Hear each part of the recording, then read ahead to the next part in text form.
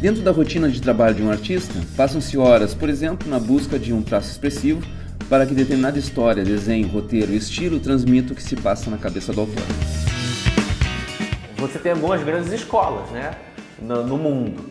Tem a escola oriental, que é o mangá, praticamente, que tem algumas características. Tem a escola americana, praticamente dominada pela Marvel DC, que também traz outras características. Tem a escola europeia, que tem outros formatos de álbuns, né? Então você praticamente tem essas três histórias. Hoje o Brasil, o quadrinista brasileiro está tentando navegar por essas três, né? De uma maneira geral, nossa produção indie tende mais à produção ao estilo do quadrinho europeu, mas não quadrinho em linha clara, mas um outro quadrinho europeu um pouco mais solto, né? O formato europeu de histórias mais curtas, que se fecha em arcos de 48 páginas, 46, é um formato que o brasileiro consegue se adaptar melhor para conseguir produzir.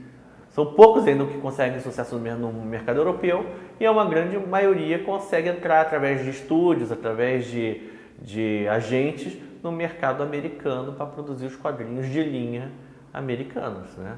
E hoje em dia são muito poucos os que conseguem entrar no mercado oriental, porque necessitam de uma outra dinâmica que o brasileiro não está muito acostumado em termos de produção de páginas por dia, sabe?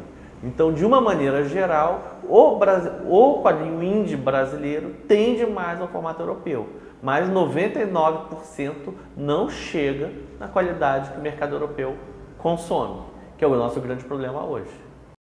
A gente não pode cair na outra perversidade, né? Eu só vou ser um artista legal se o meu projeto for aprovado e chancelado, né? Não, tu é um artista e acabou, e tu te coloca assim para as pessoas vão entender, as pessoas querem apoiar, entende? É isso que a gente vê lá diariamente, entendeu? No início eu desenhava quando eu tinha inspiração, quando eu dava na telha, mas no momento que você trabalha com isso, você sabe que você não pode só desenhar quando está afim. Você tem que ter mecanismos para controlar, às vezes, a falta de criatividade, esse tipo de coisa. E o que rola aí? O sujeito precisa ser regrado, encarar que o trabalho dele é um trabalho, né? Sendo bem redundante. Então, você pode estabelecer uma jornada quase que no horário comercial, tipo, começa a trabalhar às 7 horas, 7h30 ou 8 horas, vai até um final da tarde ali, né? Começo da noite, talvez. Se você tem uma outra atividade no meio desse período, compensa, né? Porque o volume de produção ele te exige pelo menos uma concentração de 6 a 8 horas de produção. E é assim como eu tenho feito, sabe? E como eu tenho muitas coisas também, né? Eu tenho o estúdio, que é uma escola estúdio, e a gente também tem os cursos, algumas das aulas eu ministro no curso.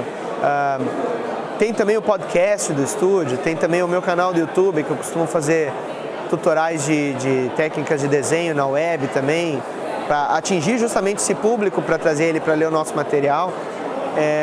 Você precisa coordenar muito dessas coisas e administrar dentro do teu tempo como produtor de quadrinhos, né? Meu método de trabalho, ele acaba sendo, assim, como eu faço tudo sozinho, desde a parte de roteiro, desenho, edição, ele é um pouco demorado.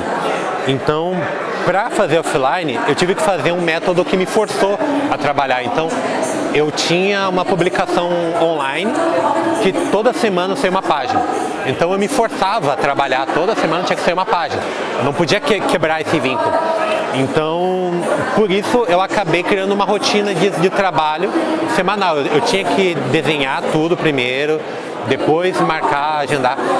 Eu acabei fazendo um material adiantado para não me perder lá na publicação.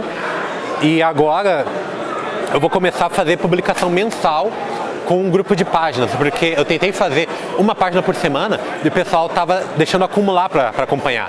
Então eu vou lançar agora 4 páginas no mês, que já vai ficar mais fechado, sabe? E também eu vou conseguir narrar a cena de uma forma mais fácil. A minha ideia eu gostava de escrever história quando era criança e eu queria que minha história fosse um videogame. E aí eu comecei a tentar fazer videogame, aprender programas de modelagem 3D. Para fazer videogame precisava de programadores, só que eu não encontrava programadores. Chegou uma hora que eu desisti e falei, eu quero contar minha história, vou contar sozinho. Como é que eu posso contar minha história só eu mesmo? E eu falei, olha, eu desenho e eu escrevo. Vou fazer um quadrinho. E aí eu comecei a criar gosto pela coisa e falei, cara, quadrinho é a mídia que eu quero seguir, assim. E eu comecei a usar o que eu sabia de arquitetura e de representação e tal para fazer quadrinhos. Com isso, o meu quadrinho, ele tem muito de arquitetura, de paradigmas de construção de cidades, assim. Antes de eu escrever a história de qualquer coisa, eu penso, essa história se passa na tal cidade que eu inventei. Então eu construo a cidade, eu modelo a cidade, eu dou regras da cidade, a sociedade se estabelece daquela forma. Existem essas classes sociais, então a cidade está construída, e aí eu consigo pensar a história que funciona ali dentro.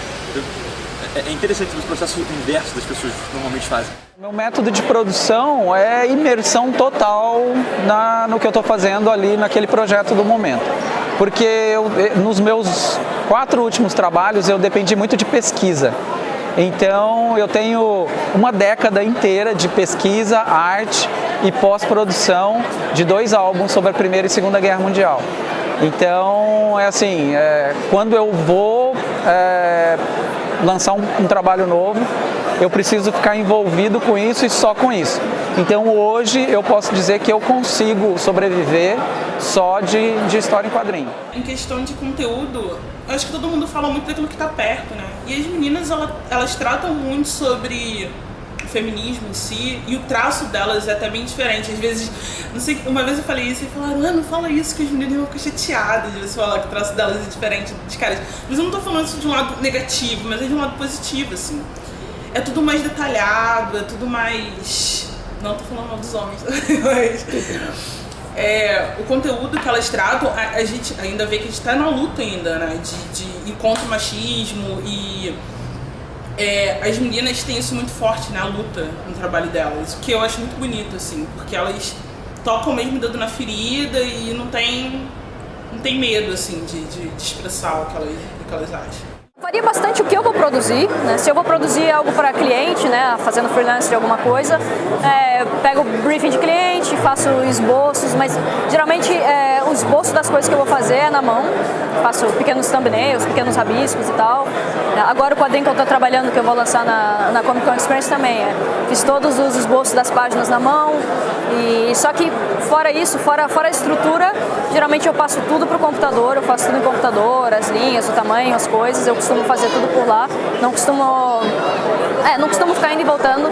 Tem artistas que têm traços maravilhosos, que fazem coisas com pincel, com aquarela, que eu admiro muito, só que eu não tenho ainda acho que o meu trabalho não fica tão bom nessas mídias ainda, falta treino. Então o meu processo geralmente é começar a fazer uma estrutura de alguma coisa à mão, um rabisco bem sujo, e aí eu termino na próprio computador. E essa coisa vai passando e repassando para o cliente, né? Terminei o esboço, passo para o cliente aprova, vou e faço a próxima etapa, sei lá, a linha, o cliente aprova e vou fazendo. O Catarse criou e nós adaptamos também para o Apoia-se, a gente fez algo mais voltado para a nossa realidade, mas a ideia veio do Catarse. Eles criaram uma ferramenta de mapeamento de rede, que nada mais é do que uma planilha que meio que te ajuda a disciplinar o pensamento, organizar o pensamento, né? E a gente vai mapear as pessoas que tu acha que te apoiariam, né? É uma planilha, a planilha do Google, né? Tu põe lá o valor que tu quer financiar e aí te diz, para levantar tal valor tu vai precisar de tantas pessoas apoiando em tal faixa de valores, e aí te ajuda a organizar o pensamento né? E daí a partir disso tu vai... Eu acho que também tem um outro pensamento que dá pra gente começar a desmistificar, assim, que é o sentido que o criador tem, talvez até pela campanha, né, de sucesso ou fracasso. Ou eu consigo as pessoas, ou não consigo. Não existe isso. É um processo bastante diferente um do outro. Porque o quadrinho independente é basicamente, eu sempre falo isso, o quadrinista ele é basicamente ele é um solitário. É um cara que às vezes produz tudo sozinho, escreve, desenha, revisa, colore, tudo ele faz sozinho. Hoje não, tem gente já que faz em equipe e tal, mas geralmente um desenhista, um roteirista, um colorista, um revisor e assim vai. Quando você vai para uma produção em massa, como é na Maurício, é outro papo. A MSP produz 1.700 páginas por mês, inéditas, então é um negócio assombroso. Então assim, desenhista tal com a história tal, passa a parte finalista e processo de produção. Se você passar, linha de produção mesmo, você passa na MSP, são várias pranchetas uma atrás da outra. Os caras não trabalham em casa, trabalham na MSP. Então é muito diferente o esquema de produção em massa. É claro que tem o toque artesanal, por exemplo, a história do Cascão desse mês, desenho eu e você escreve. É como o Super-Homem, vai desenhar o Ivan Reis e escrever o Chuck Norris, sei lá, né? O cara pode, entendeu? Mas existe o processo, beleza, mas tem o autor lá cuidando disso. Mas o processo é muito mais rápido. Por exemplo, na hora de colorir na MSP, não é um colorista só. Como a gente trabalha com cor chapada, 12 páginas, 6 coloristas vão fazer. Vai pintar vestido da Mônica de uma cor e vai embora. Então é muito mais uma linha de produção. Como eu trabalho em casa, acaba não tendo muito horário para... você tem que estender um pouco mais o horário de trabalho normal para poder cumprir algum prazo e tal. Mas sempre tento encaixar os estudos, material novo, alguma coisa assim, nos intervalos ou depois do horário que encerro tudo. Aí fico um pouquinho mais aí até umas 2 da manhã para estudar mesmo. A diferença basicamente é que tudo que eu faço precisa de aprovação. Essa é a maior diferença. Que eu não tenho... A liberdade não é completa. Eu já tinha tema, o Sidão me passou a personagem que eu ia trabalhar, o tema que seria da história, como que ela tinha que terminar, entre aspas, e o título. Tudo isso já me foi passado. Então, é bem mais limitado, vamos dizer assim, né? Eu tinha que trabalhar naquelas condições, obviamente, com a Mônica, com o que eu conseguiria ali. Enquanto que no Independente, ou mesmo com a Nemo, eu faço o que eu bem entendo. Eu coloco o personagem que eu quiser, faço o que eu quiser fazer. Lá no estúdio, o ritmo de trabalho normal, de 8 horas diárias e tal, a gente vai fazendo. Mas, felizmente, o Ziraldo ele me dá a liberdade de fazer minhas coisas também. Quando tem tempo livre lá, eu tô fazendo os meus, então é bem conciliado pra mim, uma coisa com a outra.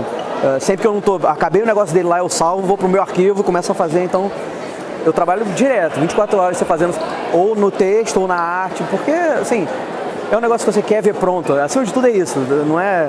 Você quer ver aquilo pronto, você quer mostrar pra outra pessoa e ser reconhecido com o outro através do seu trabalho, sabe? Isso é uma coisa fundamental, que é o que faz a arte pra mim. Tanto a pessoa gostando, ou tanto ela não gostando, tanto ela tentando entender, mas esse diálogo é muito importante, como você se comunica através do que você escreveu. E o meu processo em boa parte digital, eu faço tudo na tablet do estúdio. Uma coisa ou outra eu acabo tendo que fazer em casa para adiantar, então eu faço os layouts à mão lá, chego no trabalho, escaneio, faço arte final, cor, texto, tudo lá. O meu trabalho de final de curso vai ser exatamente, eu vou contar a história do Rio de Janeiro em quadrinhos, como a cidade evoluiu. Mas o trabalho que eu faço aqui agora é uma ficção científica, que chama Os Tomos de Tessa, e ela conta a história de como alienígenas construíram as pirâmides do Egito. Então, assim, desde a premissa já é relacionado com a arquitetura e com a cidade, assim. O nome do quadrinho é Os Tomos de Tessa, e Os Tomos de Tessa trata dos tomos escritos na cidade. Não o nome do personagem, é o nome da cidade, porque onde as coisas acontecem é tão importante na minha história quanto como elas acontecem, o que acontece. Então, ao longo da história, eu vou apresentando várias raças alienígenas que entram em guerra. E cada raça alienígena tem sua arquitetura, sua cultura, sua sociedade. E às vezes o conflito entre as raças não é nenhum conflito de luta, é um conflito de sociedade mesmo. Por exemplo, o personagem principal em um dado momento da história, ele chega numa cidade alienígena e ele quer entrar no edifício e não consegue, porque essa raça voa e não tem porta. A janela e a porta são uma coisa só. Então assim, ele fica indagando, cara, não tem uma porta no prédio deles, porque esses alienígenas não precisam de porta. Então eu uso o meu quadrinho como uma forma de apresentar paradigmas de sociedade que não existem e que talvez existam com alienígenas ou talvez possam vir a existir numa sociedade futura, não sei. Assim, é um grande laboratório onde eu experimento arquiteturas, sociedades e, enfim, ficção científica. A questão de que se o projeto não der certo, né, tu segue sendo artista, tu deixa de ser artista porque o projeto não deu certo e tal. Isso é muito baseado no modelo tudo ou nada, né? Que é um dos modelos que o Catarse funciona. Né? O Catarse hoje tem o modelo tudo ou nada e tem o modelo flexível. O modelo flexível é toda a grana que entrar fica.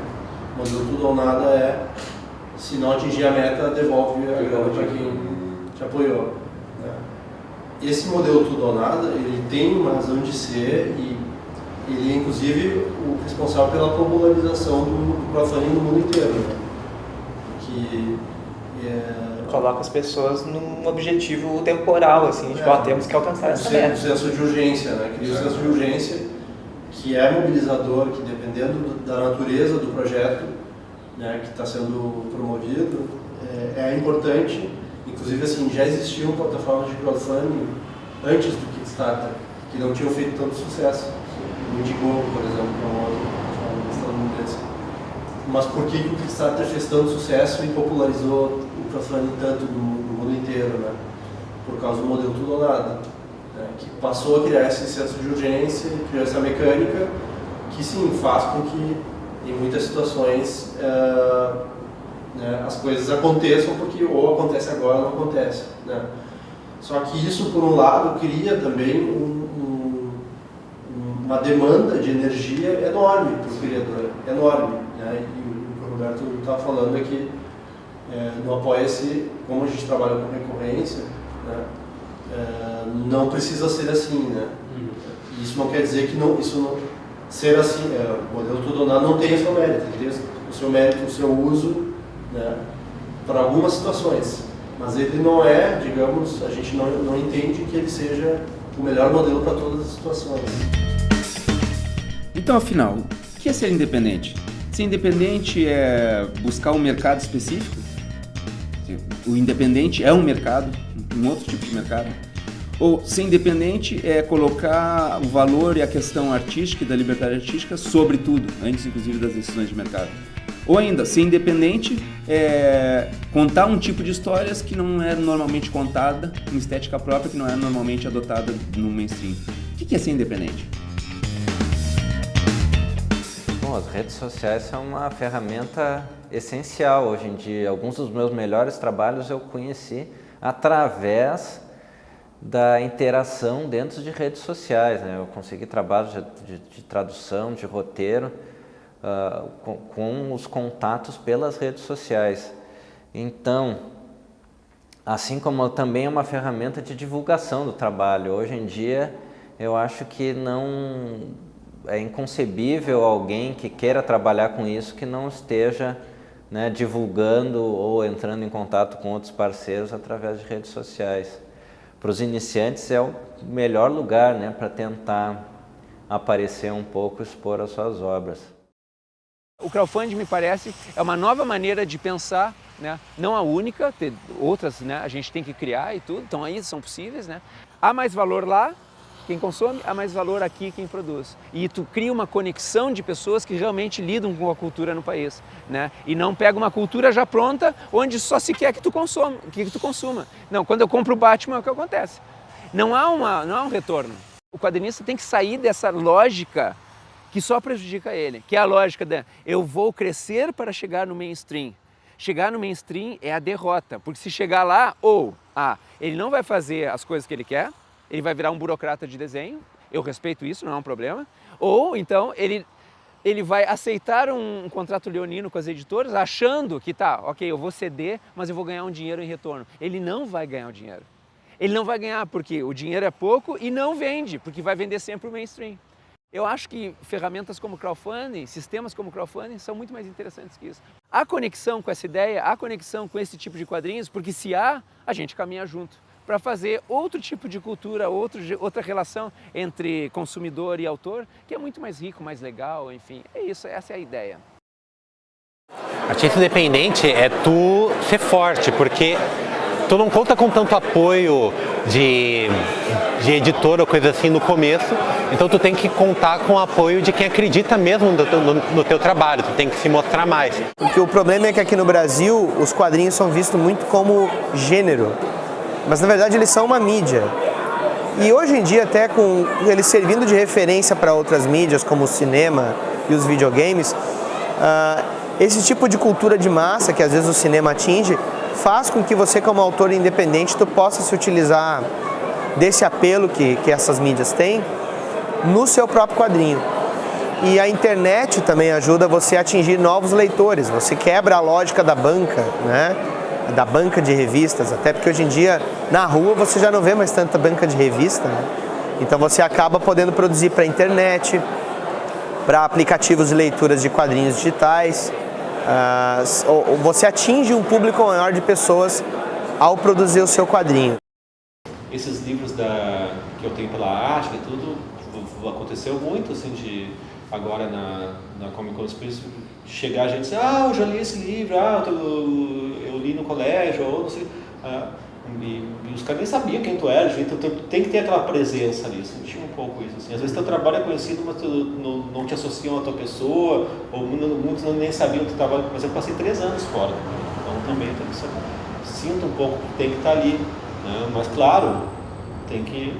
Também isso é só a experiência, né? De saber dosar mais o que tu pode levar, o que, né? Você só aprende estando ali junto com o público, né? Mas talvez a ideia perversa seja exatamente essa, né? Tipo, forçar o independente a ir lá, porque se ele não está lá, ele não existe.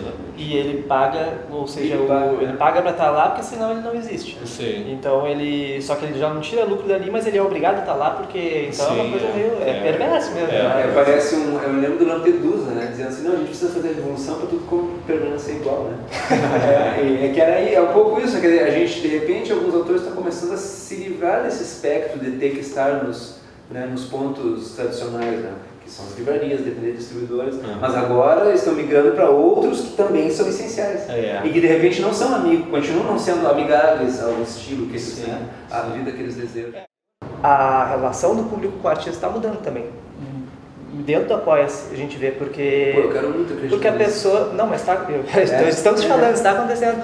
Porque tu vê, por exemplo, acabou aquela ideia de tu achar que o teu artista preferido é aquele cara intocável. Ele não é intocável. Ele é tipo aquele cara que tá dentro de uma redoma de vidro, porque é isso que tu vê na TV, né? É isso que tu vê na TV, uma pessoa numa redoma de vidro.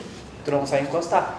E no Apoia-se tu tem contato com o cara, se tu tem lá, dar um patrocínio pro cara, tu vai falar com ele. Tu vai ter um grupo lá no Facebook, lá onde vocês vão se encontrar. Tu pode convidar o cara para jantar. Hoje em dia, com a internet, é muito mais fácil do que antigamente, porque tu consegue colocar o teu trabalho e tu não tem um retorno imediato financeiro. Mas é um negócio que, tipo, tu não consegue parar, sabe? Assim, é um negócio que, tipo, tu não consegue. Tu quer continuar, não interessa se tá difícil, tu continua fazendo. Já teve uma vez que eu tentei desistir de desenhar, porque não tava rendendo como eu queria, mas não tem como, sabe? Tipo, consegui botar o projeto em prática, tanto na parte estrutural do desenvolvimento do projeto, quanto na parte de produção e comercialização, né? Várias editoras agora estão investindo bastante nessa linha de quadrinhos fora desse eixo, porque assim, geralmente quando você pensa em quadrinho, você pensa no quadrinho infantil, né, que é um eixo que se usa mais famoso, ou você pensa no quadrinho super-herói, que é o Marvel, DC, o Homem-Aranha e tal, e você vê editoras investindo nisso, tem editora Nemo, tem a Draco também.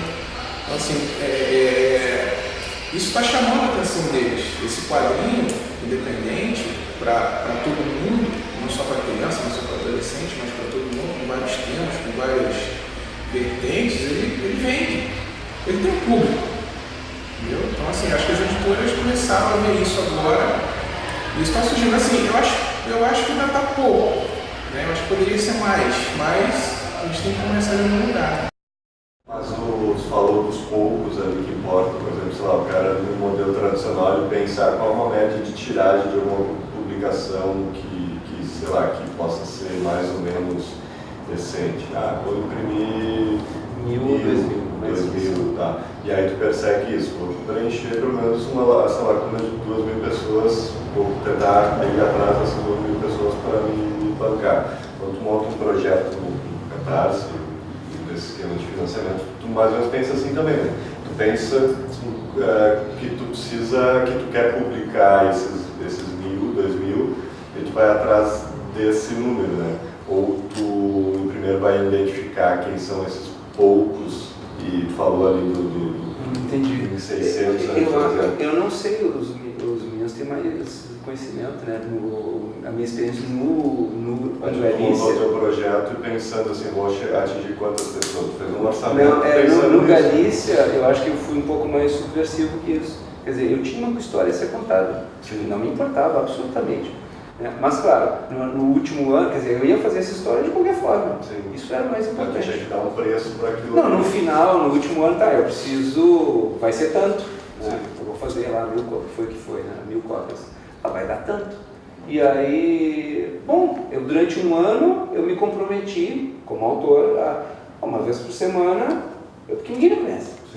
Uma vez por semana eu vou lá e coloco um quadrinho, uma página, um comentário. E aí, esse público foi se aproximando de uma maneira natural. E aí, no final, eu tenho no Catarse foram 430 apoiadores, que me deram esse lucro que na editora não vai me dar. Mas esses 400 e tanto, eu não fiz as contas ali, mas algo em torno de 40 a 50% são pessoas que eu absolutamente não tenho. Outros 30% que eu até rastreio, é amigo do amigo, é meu conhecido, não é um amigo, mas tá, né? E aí sim, uns 20, 30% que são as pessoas que, tipo, cara, se tu não apoiar, se eles estão fora, eu vou não, né? Mas é isso, então, acho que nós falávamos, né? Teve 2 estados apenas do Brasil que não me encomendaram, não me apoiaram nisso. Eu não conheço ninguém nesses estados, assim. Estão lá, mandando 5, 6, 7, 8 edições. Eu acho isso, cara, lindo, lindo. E aí, o mais legal, a pessoa que eu não conheço, que está lá na Amazônia, me manda assim, olha, o meu filho adorou. E manda uma fotinho. Aí eu fico todo bobo, assim, fico só cheio d'água. E aí, eu vendendo de outro jeito, eu não tenho isso. Eu não preciso de 2 mil, eu não preciso de 10 mil nem 20 mil. Mas esses 400 que estão aí me deram mais retorno financeiro, que não é o objetivo, mas é interessante, é bom. Sim, todo mundo precisa. Mas esses poucos, ainda por cima, me dão uma qualidade de relacionamento além. E eu fico pensando, cara, eu não sou conhecido. E Galícia 2 vai aparecer daqui a 2 anos, né? Esses caras vão vir de novo. E mais pessoas. Não, mas aí parece fazer sentido, né? É bom. Só que aí, claro, mas tu não quer entrar em livraria? Tu entende? Aí, mas por que eu entraria? Aí tu vai ver o contrato da livraria, cara, mas na prática eu estou atirando no meu pé, né?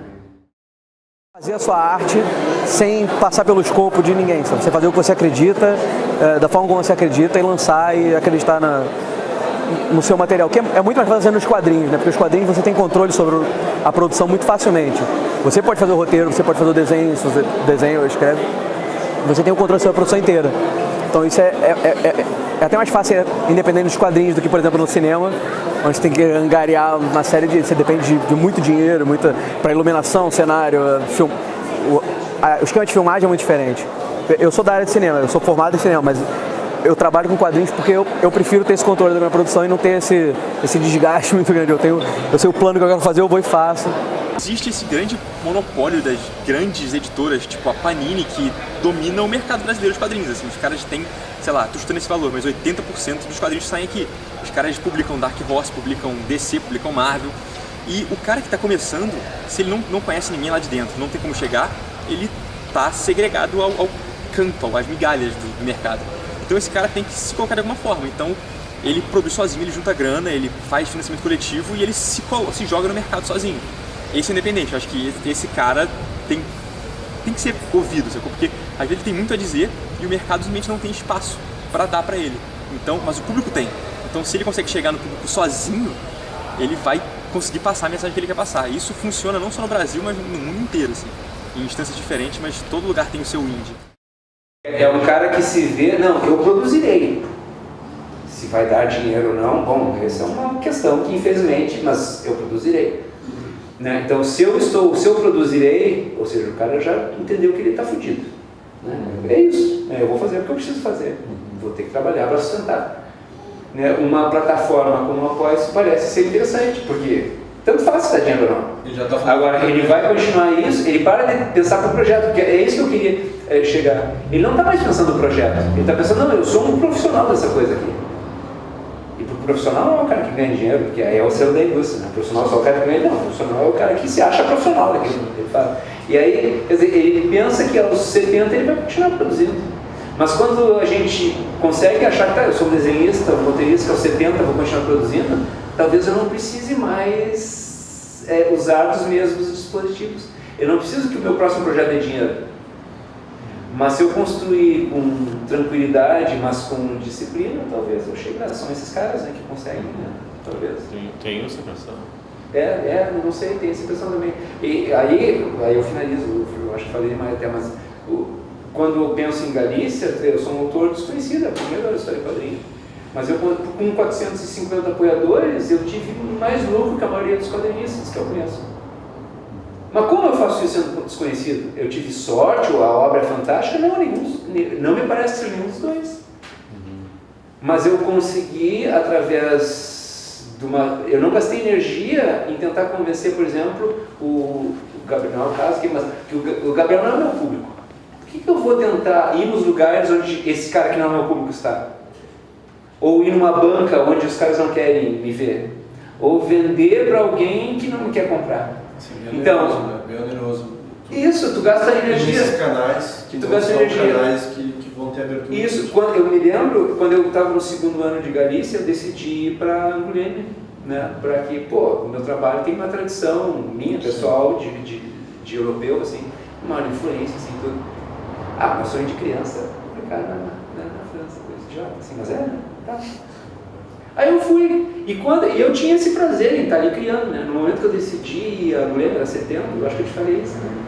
Eu fui em setembro, Angoulême era janeiro, parecia que Angoulême sentava na mesa de desenho. Um ano antes que era livre, liberto, de repente já não era mais. Porque eu estava pensando, cara, eu não vou desenhar esse seio dessa forma. Mas é eu que estou projetando que os caras, ou seja, já não estou criando ali, o prazer já não era mais mesmo. Eu fui lá, né, e foi um horror, foi um desastre. Eu vi que na prática é um horror e é um desastre. Né? Comigo, pelo menos, foi. E aí isso foi interessante. E aí, para mim, foi libertador, porque eu vi, cara, eu não preciso convencer ninguém a ler minha obra. A obra tem um jeito. Tem gente que vai encaixar ou não. Eu preciso encontrar esse encaixável. É um nicho, né? Eu preciso encontrar esse cara. E aí, ferramentas como Apoia-se, né, mecenato, de qualquer maneira, me parece razoável nesse sentido. Mas é preciso que o autor se liberte de uma série de heranças culturais que vão dizer, não, mas então tu não é um autor. Que é o selo, né? Tá, tu não é um autor, tu não tem uma editora, tu não vende na livraria X, na Y, ninguém te conhece. Quer dizer, quem leu Galícia? 600 pessoas? Então, é isso. Mas, bom, eu ser um autor significa que 10 mil pessoas me leem, ou 200 mil, ou 1 milhão, ou o quê? É isso então? Quem foi que sequestrou essa possibilidade de dizer que eu era um autor? Quem é que sequestrou esse poder que nós temos de dizer, não, é isso que eu quero? Eu quero que 3 pessoas, mas quero que essas 3 pessoas leiam, façam sentido e dizem, cara, né? O Catarse, que foi a experiência que eu tive, né? Me deu um pouco isso. De repente eu estava produzindo no último ano, e aí uma menina que eu não conheço, que até hoje não conheço, me mandava a cada 2, 3 dias uma playlist de música. Não, acho que tem tudo a ver com Galícia. E tinha! E eu, cara, esse é meu público. Eu prefiro 2 pessoas assim que as outras 1000. Sim. Né? Então, achei isso mais interessante, né? Eu queria botar isso, porque isso parte de uma percepção de que existem outras posturas, inclusive autorais. Não estou dizendo que com isso não quero dizer que o autor é culpado por não ter... Não. O autor é sequestrado em tudo, né? Coitado. Mas demanda, né, uma quebra de algumas coisas, talvez. Todos usam a palavra independente. Para alguns, o independente é o caminho pelo qual o autor precisa passar até achar seu lugar no mainstream. São autores, por exemplo, que sonham trabalhar para as grandes editoras e preparam-se para isso. Para alguns, esse é o quadrinho entretenimento. Para outros, o independente refere-se a uma estética, uma busca artística sem compromissos com formas pré-estabelecidas de contar e desenhar as histórias. Esses autores buscam descobrir uma estética adequada que permita que contem o que desejam da melhor forma. É o quadrinho arte. Para outros, o independente é uma posição de luta ideológica no campo da cultura. São autores que rejeitam o mainstream por não reconhecer neste nossa identidade, nossa história e função. O quadrinho aí é uma mídia para dar voz aos que não têm acesso à visibilidade da mídia tradicional, a não ser pela marginalização. Para alguns, esse é o quadrinho de luta social. Depois de falar com tantos autores, não parece que nenhuma dessas posições é melhor ou pior que outra. Todas elas parecem fazer parte dessa grande gaveta chamada quadrinhos independentes. Tendo consciência delas ou não, cada autor vai transitar como quer por entre essas 3 forças, construindo suas estratégias a partir da sua própria visão de mundo. No final, o que parece ser o grande ponto de encontro dessas 3 posições é que é preciso continuar escrevendo e desenhando as histórias em quadrinhos e que seja qual for o caminho que se escolha, só assim, com trabalho e disciplina, é que cada um conquistará sua posição como quadrinista.